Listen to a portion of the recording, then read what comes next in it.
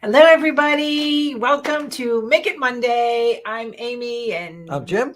and we're here to show you rope not bowls, rope bunny coasters, kind of in the technique of doing rope bowls. So, what do we got, James? We got some cute samples, and that's sweet. That's so sweet. Let's hold it close. So, this is made out of, I'm going to call it piping filler. Yeah. Right, piping filler. And Jim just laid little pieces of fabric down and kind of zigzagged over them as we went. This guy was made out of jute from the dollar store, and I put a little bit of fabric behind her ears. And this was a work in progress. Yeah, we tried a heavier cord. Right. So this is a little heavier cord, but those are buttons. And after we realized you can't set your cup of coffee on the buttons, you'd probably have more of a mess than what you really want to deal with. So a couple different options. So let's start with different cords. So this is very simple. All you need is a zigzag sewing machine. This is not hard, right? Anybody can do this. So this is 5 30-seconds cable cord. And that is what made my first one. This little one. Yeah, that one. Okay, so this cord is this bunny. Okay. And this cord is 9 30-seconds. So it's a little thicker. This is almost like a drawstring for pants. And so this is the heavier bunny. Hi, Carol. And one of the differences too is like when you're using the heavier cording, it takes less because it's bigger. It fills everything up. Exactly. That's something to know. Franny. All right. So we have rope, like regular clothesline. So this is regular clothesline. This is a little heavier. But this is what we were making the bowls out of because it had a lot of weight to it. You really don't want to make a bowl out of this thin cording because it's very wimpy and it would never hold its shape. And then we have the jute, which came from the dollar store, $1.25 store, whatever you want to call it now. So you may have some laying around the house, some old clothesline, something you want to try. So, And it amazed me because Jim does so much and is so incredibly amazing. And then I do something and Jim goes, "Oh, I've never done that." So I'm like, "Oh my gosh," I get all excited because Jim's never done that. So unbeknownst to me, Jim just that was my first one. Right. So he makes his first one instantly and it's perfect, of course. So Jim goes, "How did you start it?" And I said, "Well, I just take the cord and I wind it real tight." So Jim goes, "Oh no." So this is a square of wash away sticky stabilizer, right? The kind that you move the back. If you're an embroiderer, you know what this is. And so when you remove the paper backing, it's sticky. It's a little mesh, like it just washes away. So you just dampen it and it goes away. So the thought was we have to start with a inside curl.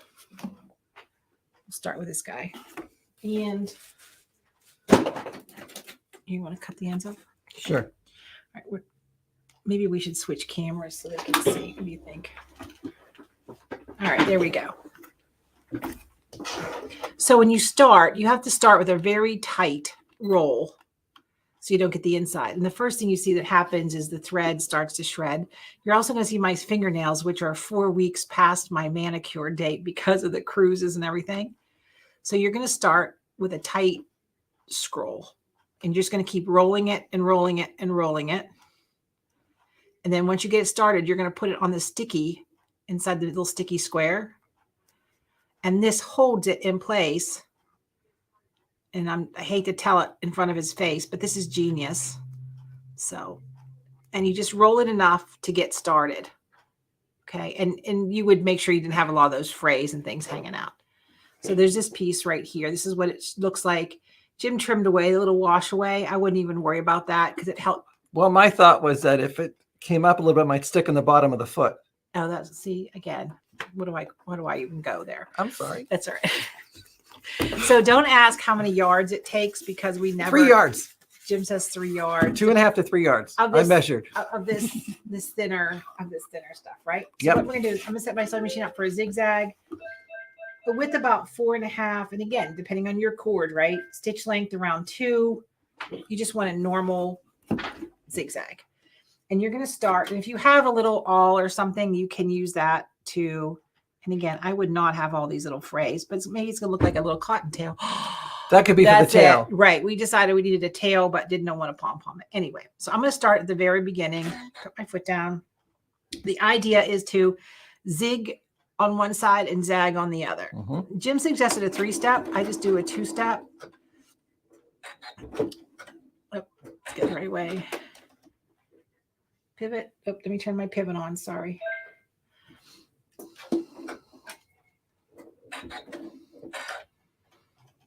And then you're going to scroll it. I can see where it's sticking, Jim. So you're right. God dang it. Did I say that twice at the same yes, time? you did. What happens if you say it 3 times? I don't know. But you can see what's happening here is, and I'm pivoting with my needle on the outside because we're turning an outside corner technically. But this is all you're going to do. And you're going to keep going. And you're going to keep going to however big you want your coasters to be. So I like making the rope bowls, especially when I feel like I want to sew something, but I don't want to get involved with patterns and cutting. I can just be a little creative. So you can see what's happening. The cord is just going around and around.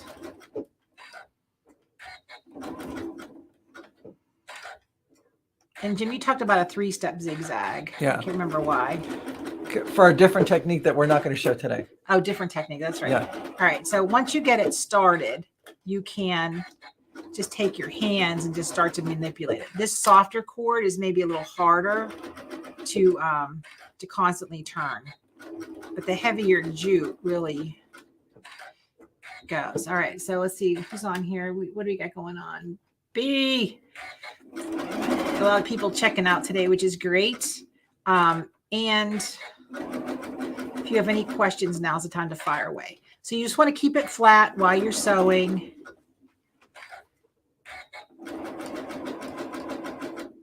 And it's going to take a minute to do this. Of course, we picked the thinnest cord to demonstrate with, but you'll get the idea. I'm gonna make a baby bunny. A baby bunny. So we're just zigzagging and turning and spinning. So you can see it's a very easy process. And I highly recommend, if you've never done it before, to use matching thread, top and bobbin, because this will show. Now, when we do some of the rope bowls, like Sharon did a couple of amazing rope bowls where she used colored threads in different spots, and it really added a lot of detail. But then you're going to see that. So you just have to be. So you could maybe use your variegated thread. Variegated thread would be great too if you really wanted to see the detail. But if you want a purely white bunny or a brown bunny, then, and after it gets so big where you can keep your hands on it, it really goes quite easily. Now I have a applique foot on, which has a little channel underneath of it. I'm probably going to recommend you stick with your all-purpose foot. Your all-purpose foot is flat on the bottom. Now this seems to be pulling a little bit.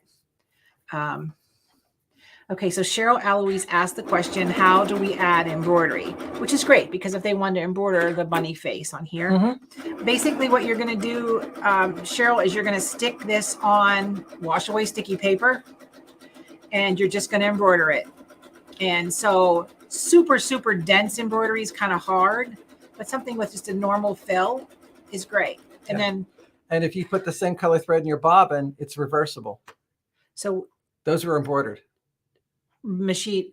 Yeah, I just used. So not sewing machine embroidered. It was like the satin stitch element that was on my machine. Here. Yeah. We'll do that. So those were satin stitches built into the machine. Right. So he just went over the ovals a couple times in black thread, matching top and bobbin. And then the little pink nose is just a little chunk of fabric. Yep. And so all he did was take a chunk of fabric, and as he was stitching, he just stitched over the fabric and just incorporated it. Yeah. Right. All right. Perfect. Okay. So you're going to start with your sticky paper, doing all kinds of things. Hey, Suzette. She's one of our cruisers. I'm meeting with the guys tomorrow for the dates in January. And if you guys are Scan and Cut fans, you're going to want to come on this cruise. We're doing a Scan and Cut masterclass. And so myself, Becky Thompson, and Anthony from Sour Grapes is going to be there. So it's going to be all about Scan and Cut software, cutting, pasting, making, doing. So it is going to be fun. I don't have the exact dates yet, And maybe it's February. I don't know what dates we're going. I think it's January. Anyhow. Hello, GM. All right. So when you get your circle big enough, we got to do the ears, right? Yeah. So all you're going to do is take a little bit, and you're going to make your ear, and I'm going to push that rope right up against kind of as close as we can get. Now here is okay to backstitch a little bit. Kind of right where you stopped and started, and then do your other ear. So this takes a little bit of finesse to, keep it tucked in there. These may not be perfect. I'm going to see if I can go for 3. What I used was the throw plate on the machine as a guide. So I knew how far I could have the loop go out so both ears are the same length. And my ears are unusually strange because I don't measure anything. And then you just kind of keep building out. Now, if you want to, you could do double ears, right? Yeah. You could just follow your last ear. Which would make them stand out more. Which would make them stiffen up a little bit. Exactly. Yeah. Maybe I'm going to like the double ears, I think. But you can see once the zigzag kind of grabs it, it just does it itself. We aren't working real hard here.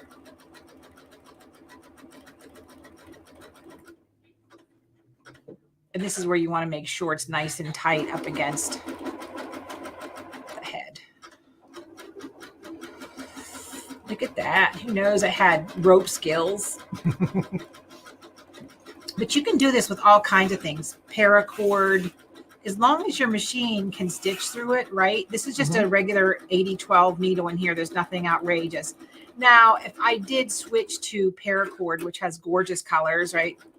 I probably would maybe stretch this and put maybe a 90 in there. If you were using that heavy repelling cord or something like that. So now when you go to end, all right, Jim, tell them how. So here's how Amy ends. And I'm just going to let this sit here and let Jim finish. Amy just cuts it off at the bottom. I zigzag back and forth over the end and I'm done. So Jim's going to do it Jim's way. So let's trade spaces. Oh, I'm going to trade. Okay. Well, it's okay. Jim's extra. So we're going to make sure you get the extra version as well. So I'll talk about. So this is like how Amy did too. You just cut it off and then you just zigzagged over the edge and that was it. Okay. I was like a little bit, I'm not going to use the word, That's but okay. I kind of went out here and kind of untwisted and cut one. People can't see past your knuckles, but here we go. Went and cut one of the strands out and pulled it out. We still can't see. There we go. Okay. Pulled out one of the strands like that. And then went ahead and zigzagged a little bit. And then went down and cut out, another one. Oh, Lordy. Well, there's 4 strands. So let's let it unwind a little bit. This way it allowed it to do a smooth taper into nothing. A little narrower, right? Yeah. So it's really obvious on my jute one that there's a chunk at his neck. So you could put a bow there. You could put a bow tie there. But Etta, we had a question. So let's do the question first. So the question is, would it help to heat the end of the cord so there's no threads at the end? I know you want to work with ribbons to heat the edges melted. I would not put a flame to cotton cord. No, it'll burn. It'll burn. It'll catch on fire. But the nylon stuff, you probably could. But what we talked about is the piece of the wash away. If like where I made a mess. So if you took a piece of the wash away, while Jim's doing his thing, just trimming it a little bit. If you took a piece of this wash away and I just rolled my cord inside of that to capture all those funky threads.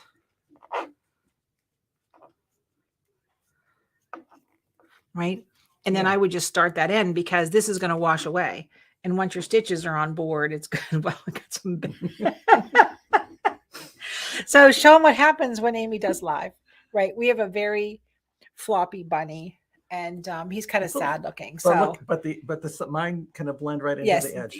His blended right in. Amy's made a chunk at the bottom. So you do you, right? That's the theme of Amy is you do you. And then if you want to, you can take little chunks, put some hot glue me unzoom you a little bit. I'm gonna go over the others. I'm gonna go over here. Okay. That'll help. They can see everything then. Or overhead. We can clean up everything, but You're good. all right. So you can run some hot glue around it, put the fabric behind it, and then just trim it. And this is not trimmed very nicely. I was here working by myself and I was in a mood. I just have to say that I was in a mood. So here is the one with the stitched eyes. You have little satin balls inside your sewing machine. You did that a couple times, right, Jim, just to make it dense enough? Yeah. Yeah. And that little chunk of fabric for her nose. And then this is a little bigger version. But I think those are super cute. They make a nice... Because you can make it bigger if you want to have like a teapot or something on your table. Right. You could keep going. Yeah. You could just make this as ginormous as you want. And there it is. We just tie a little ribbon around the one side of the ear. You could put a bow tie on the bottom if it was a boy bunny. And that's it. So we talked about the wash away, right? So this is that wash away sticky. Yeah. It's usually called Sticky Plus or Wash Away Plus if it has a sticky. This is OESD, which is one of our favorite stabilizers, but you can... There's all different kinds out there. Can grab your own. This is Wright's cord. I don't like this with the scrim on it. This is not going to hold up. No, it won't hold up. This disintegrates. So if you have some of this cotton filler cord that just has the scrim, it's okay to practice with, but you want something that's finished. Right. Yeah. So that's it. Like a good cable cord. Right. And the jute is from the Dollar Tree. General Dollar Tree. Yeah. Yeah. The buck and the quarter tree. So I notice around here they're taking all their names off everything. Or 5 and above. Right? 5 and above. I know. That's a different story with Gage. You're fine. Back to 1? Yeah, go ahead. Go ahead and go back to 1. So anyhow, so that is your bunnies. Let's see if we have any other questions. So hi, Sam. Let's see, was that rope? Let me answer the question. What is the rope designation? I've never seen that look before. Oh, you mean because of the twist, maybe? I don't know. I'm not trying to understand the question, honey, but it's just piping cord filler, if that was the question. Yeah, these are, should we say? 100% cotton, right? But you can make it out of nylon. You can make it out of anything. Yeah, any kind of rope. Right. And Etta was on our last cruises. She's from Hawaii. Aloha. She brought me 2 boxes of chocolate covered macadamia nuts. And I'm in my stateroom by myself. Ed's gone. And you didn't share. I did. I gave some to the kids, right? And so I did share. But I'm laying in bed going, dang you, Etta. These things are amazing. Eating chocolate all by myself in my stateroom, which is fine. I truly appreciated it. She was so sweet.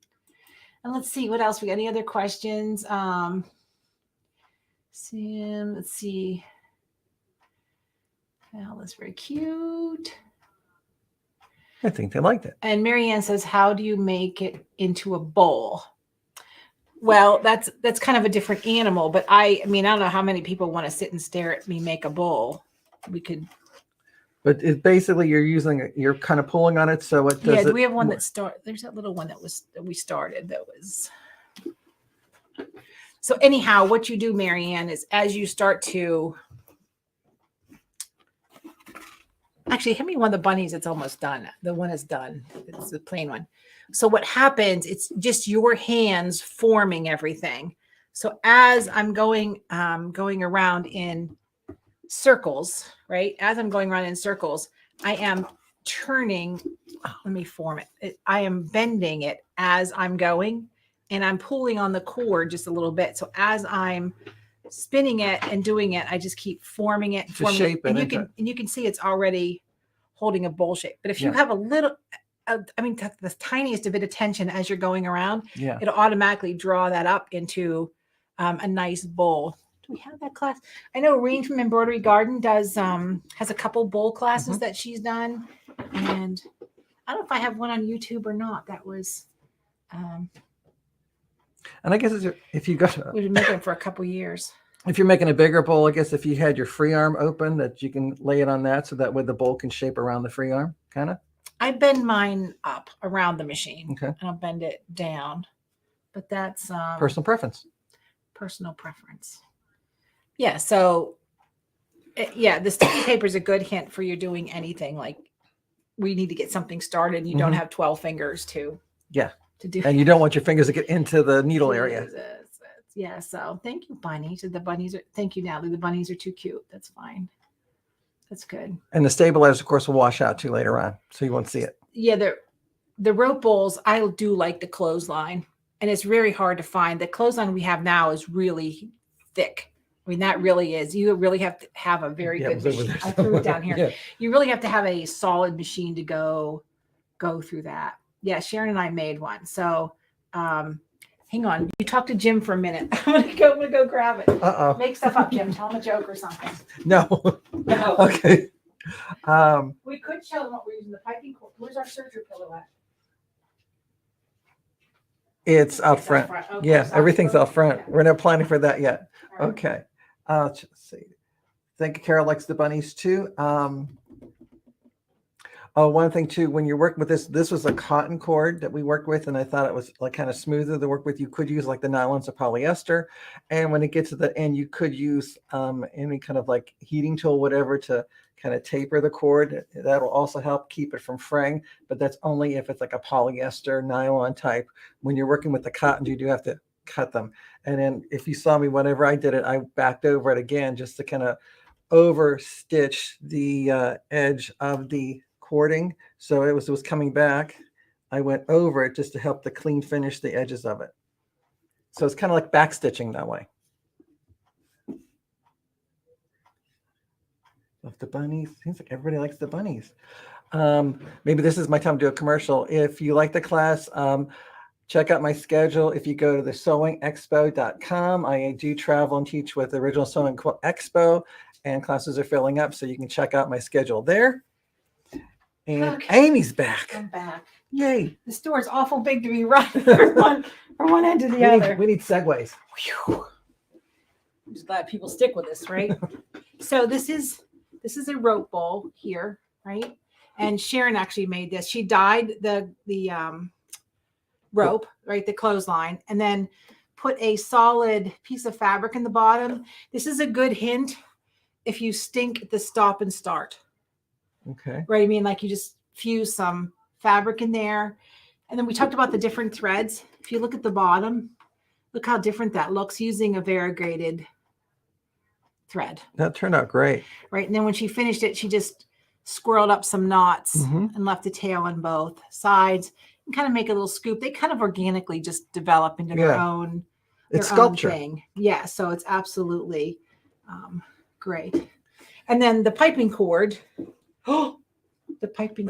I think you closed this down. Did I just disconnect this? Hold on. Oh, there we. Oh my gosh! I bumped the mouse. I thought I turned this off. I scared me. And then this is what we're doing with the piping cord. This is our serger project for the power serger box, subscription box, and the embroidery is optional, but it's a great platform. And then there's an insert for cover stitching if you have a cover stitch machine. But anyhow, we're going to do ruching, piping, gathering, seaming, everything on your serger. That's coming up. And then the scan and cut. Tomorrow night is scan and cut live box opening. The 14th, Valentine's Day. You're spending it with me. We're doing a bicycle on a beach tote with cork and vinyl and fabric. So that's our scan and cut project. You're going to be cutting 3 different substrates. And then it goes on a bag. Here's the bag. So everybody got a bag in their kit. And I think that's it. We're doing other things. So Amy Sews, if you want to get on the wait list, amysews.com to get on the wait list for the scan and cut box and the serger box. And they are growing nicely, which I am grateful for. And anyhow, let's see if anybody has any other questions. No, Franny, I did these little. I posted this little bunny, right? You saw a little picture, and I love Facebook Messenger because everybody seems anonymous on it. And she said that she doesn't celebrate Easter, and I said, well, we really aren't celebrating Easter. We're celebrating bunnies. Yeah. And I said, I don't remember the bunnies being in the Bible, but. Anyhow, so she was just hating on me for doing bunnies. I don't know. People are drive me crazy. So anyhow, so just don't, Jim. Jim's being silly. Anyway, okay, everybody. Well, thank you for joining in for Make It Mondays. We'll see you next Monday. Same bat time, same bat channel, same bat station. All right. Have a terrific day, because the more you know, the more you sell. Bye, everybody. Bye-bye.